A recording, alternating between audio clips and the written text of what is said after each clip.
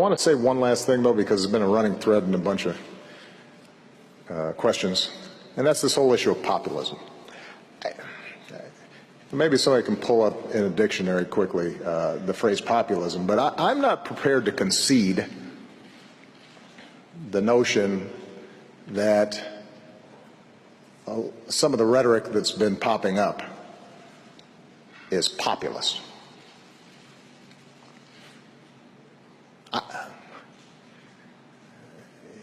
When I ran in 2008, and the reason I ran again, and the reason even after I leave this office I will continue to work in some capacity in public service, is because I care about people, and I want to make sure every kid in America has the same opportunities that I had. And I care about poor people who are working really hard and don't have a chance to advance. And I care about workers being able to have a collective voice in the workplace and get their fair share of the pie. And I want to make sure that kids are getting a decent education and a working mom has child care that she can trust. And I think we should have a tax system that's fair, and that folks like me who have benefited from the incredible opportunities in my society should pay a little bit more to make sure that somebody else's kids who weren't as lucky have those same opportunities.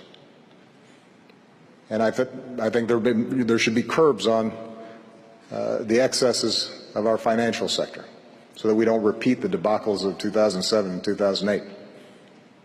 And I think there should be transparency in how our systems work so that we don't have people dodging taxes by setting up offshore accounts in other places and avoiding the responsibilities that their fellow citizens who don't have fancy lawyers and accountants that they can't benefit from those same tricks. Now, I suppose that makes me a populist. Somebody else who has never shown any regard for workers, has never fought on behalf of social justice issues or making sure that poor kids are getting a decent shot at life or have health care, in fact have worked against economic opportunity for workers and ordinary people. They don't suddenly become a populist because they say something controversial in order to win votes. It's not the measure of populism. That's nativism or xenophobia or worse, or it's just cynicism. So I would just advise everybody be careful about suddenly attributing to whoever pops up at a time of economic anxiety the label that they're populists.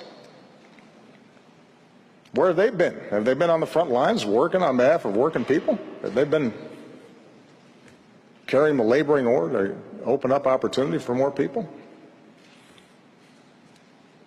Now, there are people like Bernie Sanders who I think genuinely deserve the title, because he has been in the vineyards fighting on behalf of these issues.